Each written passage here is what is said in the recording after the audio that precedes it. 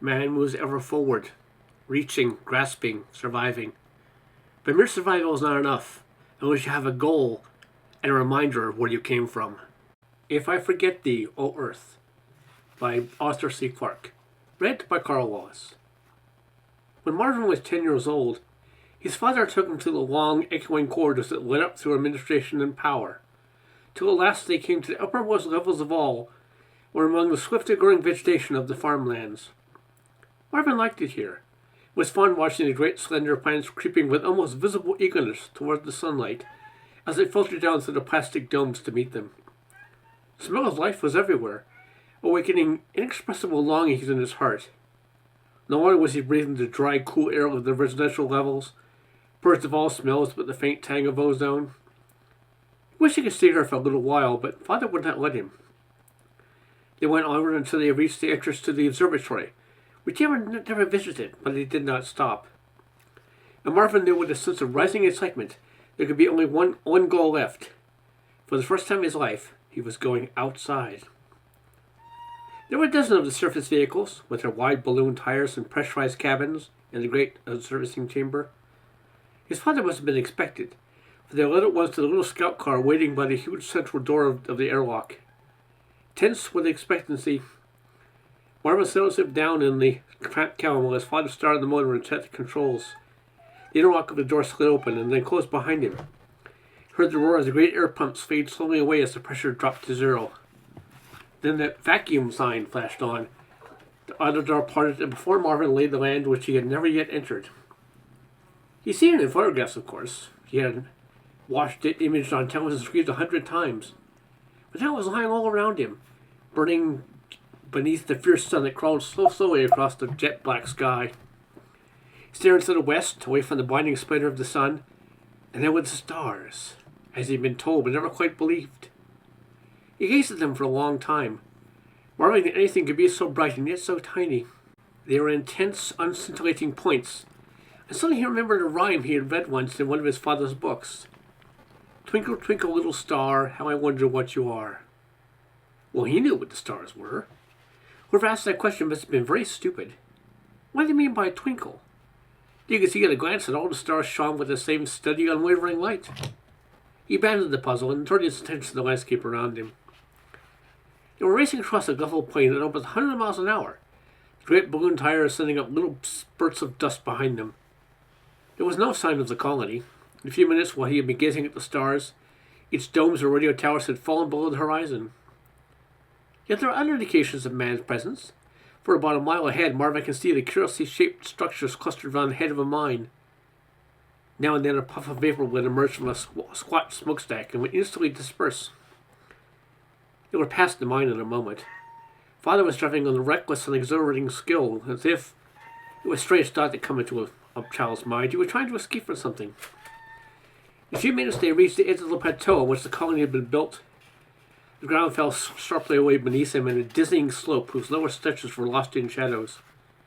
Ahead, as far as the eye could reach, was a tumbled wasteland of craters, mountain ranges, and ravines. The crests of the mountains, catching the low sun, burned like islands of fire in a sea of darkness, and above them the stars still shone as steadfastly as ever. There could be no way forward, yet there was.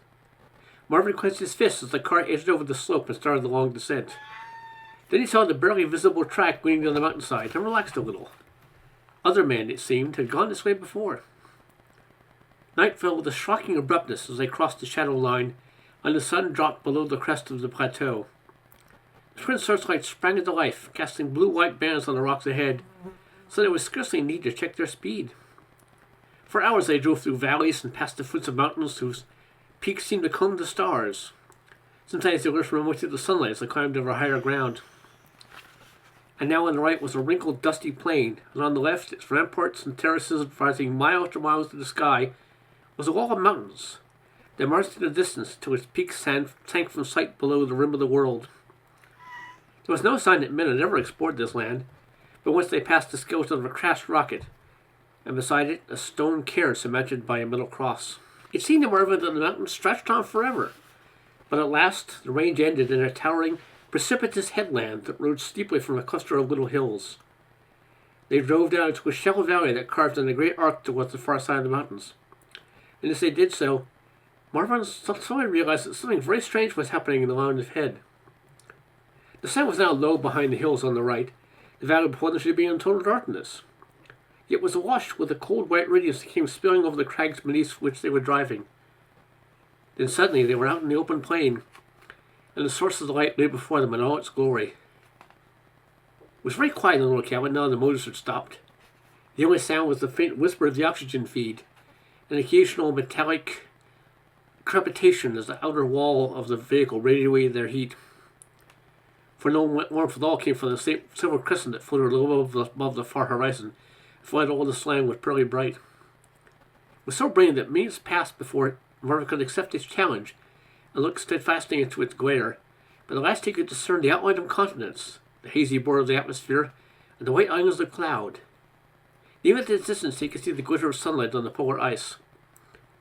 It was beautiful, and it called to his heart across the abyss of space. There on that shining crescent were all the wonders he had never known. The hues of sunset skies, the moaning of the sea on pebbled shores, the patter of falling rain, the unhurried benison of snow. These and $1,000 should have been his rightful heritage, but he knew them only from the books and ancient records, and the thought filled him with the anguish of exile. Why could they not return? It seemed so peaceful beneath those lines of marching cloud. Then Marvin, his eyes no longer blinded by the glare, saw that the portion of the disk that should have been in darkness was glowing faintly with an evil phosphorescence, and he remembered. He was looking upon the funeral pyre of a world, upon the radioactive aftermath of Armageddon. Across a quarter of 1,000,000 miles of space, the glow of dying atoms was still visible, a perennial reminder of the ruinous past. It would be centuries yet before that deadly glow died from the rocks, and life could return once again that filled that silent, empty world. And now Father began to speak, telling Marvin the story which up to this moment had meant no more to him than the fairy tales he had once been told. There were many things he could not understand. It was impossible for him to picture the glowing, multicolored pattern of life on the planet he had never seen. Nor could he comprehend the forces that destroyed it in the end, leaving the colony, preserved by its isolation, as the sole survivor. Yet he could share the agony of those final days, when the colony had learned at last that never again would supply ships come flaming through the stars with gifts from home. One by one, the radio stations had ceased to call. In the shadow of the globe, the lights of the cities had dimmed and died. They were alone at last, as no man had ever been alone before, carrying in their hands the future of the race. Then had followed the years of despair, and the long-drawn battle for survival in this fierce and hostile world. The battle had been won, though barely. This little oasis of life was safe against the worst that nature could do. But unless there was a goal, a future toward which it could work, the colony would lose the will to live. Neither machines, nor skill, nor science could save it then. So at last, Marvin understood the purpose of this pilgrimage. He had never walked beside the rivers of that lost and legendary world, or listened to the thunder raging across its softly rounded hills. Yet one day, how far ahead? His children's children would return to claim their heritage. The winds and the rains would scour the poisons from the burning lands and carry them to the sea. In the depths of the sea they would waste their venom until they could harm no living things. Then the great ships that were still waiting here on the silent, dusty plains could lift once more into space along the road led to home. That was the dream. And one day, Marvin knew with a sudden flash of insight, he would pass on to his own son, here at this same spot with the mountains behind him, and the silver light from the sky streaming into his face. He did not look back as they began the homeward journey. He could not bear to see the cold glory of the crescent earth fade from the rocks around him, as he went to rejoin his people in their long exile. The end.